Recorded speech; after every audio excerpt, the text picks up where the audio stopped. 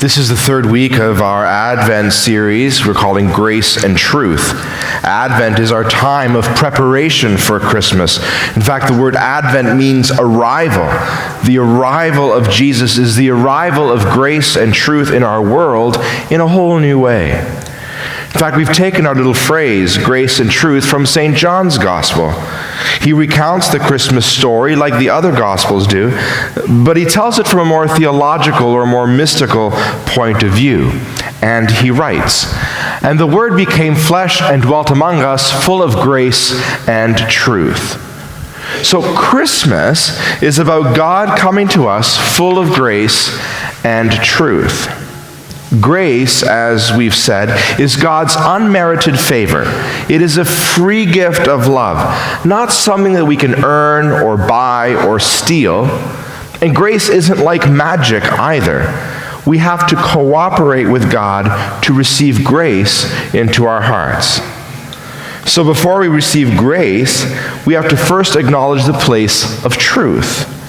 Truth is about reality. But we shouldn't fear the truth. In fact, Jesus calls himself the way, the truth, and the life. The deepest truth is that we are loved by God and that we are created in his image. Last week we saw John the Baptist, a wildly popular figure, attracting huge crowds, preaching repentance and leading many to be baptized. His movement was off to a strong start, but now his situation has changed. He's experienced a reversal of fortune. And we read in the gospel today, when John the Baptist heard in prison about the deeds of the Christ, he sent word by his disciples who said to Jesus, "Are you the one who is to come, or are we to wait for another?" So this time we find John in prison. John was arrested for speaking out against King Herod. Now, this is not the King Herod who was the villain of the Christmas story. It's his son, who in some ways was worse. The king was already jealous of John's popularity, and then John called him out for some bad behavior. Probably a risky thing to do to a king. Seriously, a dangerous thing to do to this sort of king. But it was the right thing to do. And John did it, and he ends up in prison for it. So he's in prison, and he's feeling a little bit confused. Have you ever been totally convinced and sure of an opportunity?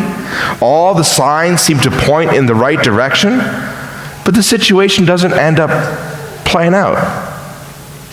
Or you think you're doing the right thing, or that you've made the right decision, and instead everybody seems to be angry at you or mad at you. Or you find that the problem that you set out to change is much more complicated than you imagined. And it's not going to be easy. Well, this is where John finds himself.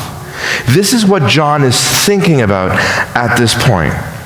Even though he did the right thing and he served the Lord as he understood the Lord and the Lord's command, he is discouraged. And so he asks Jesus to strengthen him and to reassure him that all of his life's work has not been in vain. He had spent his life preparing the way for Jesus. And now that his life might be coming to an end, he wants to make sure that it was all worth it. And that's a good question. It's an important question for each and every one of us. Is it worth it to follow Jesus? Do our efforts on his behalf really make a difference in people's lives? In difficult times when things aren't going as we would like, it's easy to doubt that, right? When we feel like we followed God and are doing what he asks, and yet our circumstances are less than stellar, when our weight is up and our bank account is low, when we feel like friends or family are letting us down and we are all alone and underappreciated, we can wonder if it is truly worth following Jesus. This one saint, Saint Teresa of Avila, once said to Jesus in her prayer, "If this is the way you treat your friends, it's no wonder you have so few of them."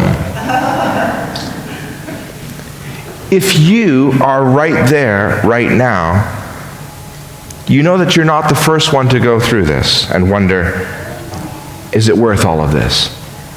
John the Baptist was there before you. John doubted his efforts, and so he sends his followers to Jesus to ask him a question. Are you the one who is to come, or are we to wait for another? It's not cynical. It's an honest question. Here I am in jail, facing certain death. Was it worth it? I need some encouragement to know that my life had meaning and purpose. So Jesus sends back this message for the disciples to take to John in prison. And rather than giving a simple yes or no answer, he says, go and tell John what you hear and see.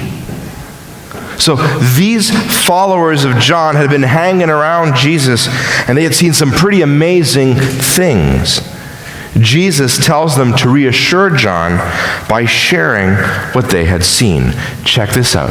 The blind receive their sight. The lame walk. The lepers are cleansed. The deaf hear. The dead are raised. And the poor have good news brought to them. Now the prophet Isaiah foretold all of these miracles and works, and that they would accompany the advent of the Messiah. In fact, we see that reference today in our first reading.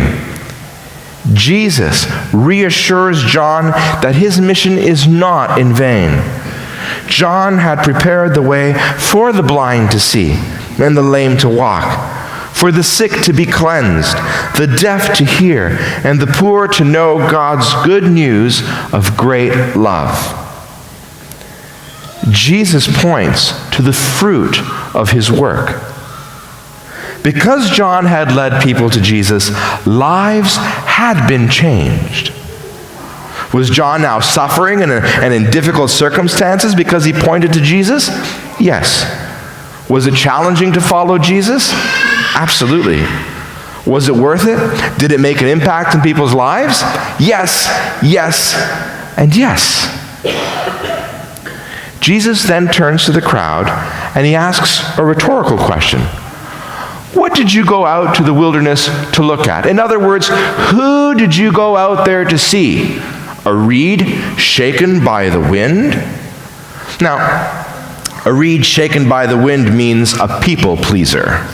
Someone who simply says and does what makes people feel good about themselves, regardless of the truth. Now, John the Baptist was exactly the opposite of that. So the answer is obviously no.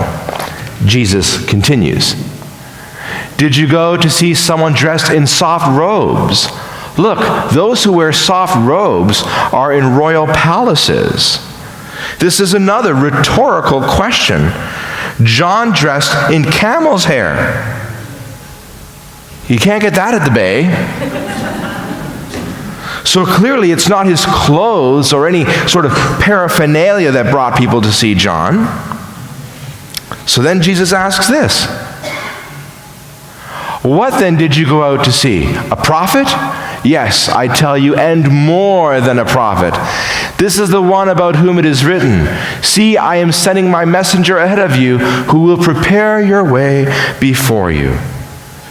Jesus tells the crowds, John just isn't any prophet, but he was the prophet who was sent to prepare the way for the Messiah.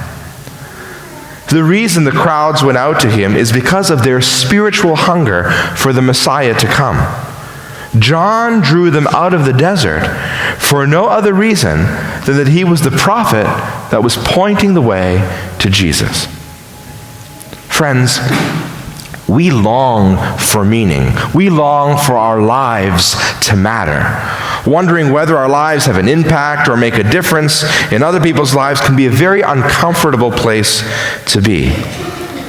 The truth of Christmas, the truth Jesus shared with John the Baptist, is that all our energy and efforts find their fulfillment in the person of Jesus Christ. Everything we do to prepare the way for others to meet Jesus has an immediate and eternal value. When we prepare the way for the Lord, He helps them to see new reasons for living. When we prepare the way for the Lord, He helps people who are crippled by despair and discouragement to move forward and to walk on. When we prepare the way for the Lord, He cleanses people of their sins and of their past regrets. When we prepare the way for the Lord, people hear the good news of God's great love.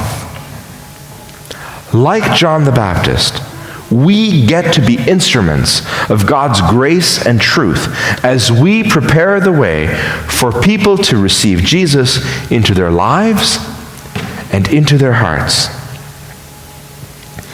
In less than 2 weeks, we are going to be welcoming over 2,000 people to our church over the course of Christmas Eve and Christmas Day. It is our greatest opportunity of the year to reach people who do not know Christ to come to get to know Him. Just as John the Baptist had prepared the way for Jesus, we too have that same opportunity.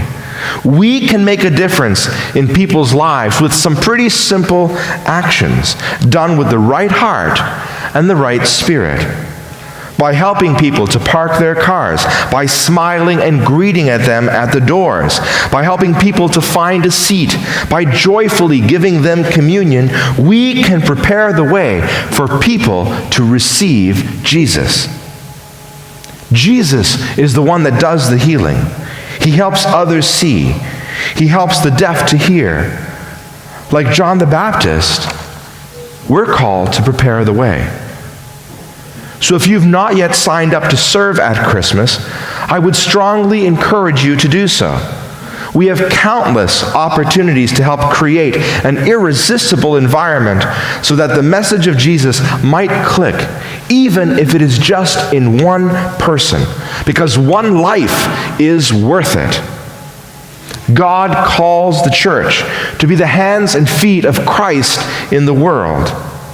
Like a healthy body, the church needs all of her members working together while performing different functions to the best of our ability. Everything we do that leads people to Jesus, no matter how miraculous or how mundane, matters.